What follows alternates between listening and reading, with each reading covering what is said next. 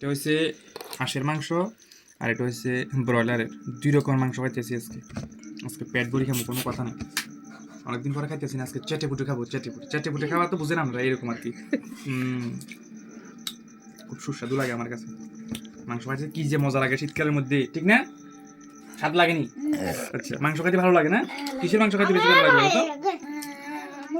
মুরগির মাংস। তোমার কিসের মাংস খেতে ভালো লাগে? আচ্ছা, পূজা কিসের মাংস খেতে ভালো লাগে শীতকালে? মুরগির মাংস। এটা কি দেশি মোরগ নাকি ব্রয়লার? দেশি ভালো লাগে, ব্রয়লার স্বাদ লাগে না? আচ্ছা, ঠিক না, আসলে ঠিক কথা কইছি। ব্রয়লার তো হচ্ছে মুখের স্বাদের জন্য, ব্রয়লারের মধ্যে কোনো কিছু নাই, আছে শুধু ভেজাল, কেমিক্যাল।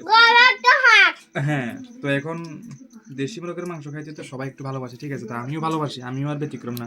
তো এখন এতটুকুই কথা রইলো, যেহেতু হাঁসের মাংস দিয়ে খাইতেছি একটু কথা কম করে ভালো হয়, নাহলে আবার খাইতে অসুবিধা হইব। এতটুকুই রইলো। এখন আপনারা এই শীতের মধ্যে কারা কারা হাঁসের মাংস খাইছেন, কারা কারা খাইছেন না, আমরা একটু জানাই। আর নিমন্ত্রণ করলে অবশ্যই যাবো, নিমন্ত্রণ করলে অসুবিধা নেই, আমি যাবো।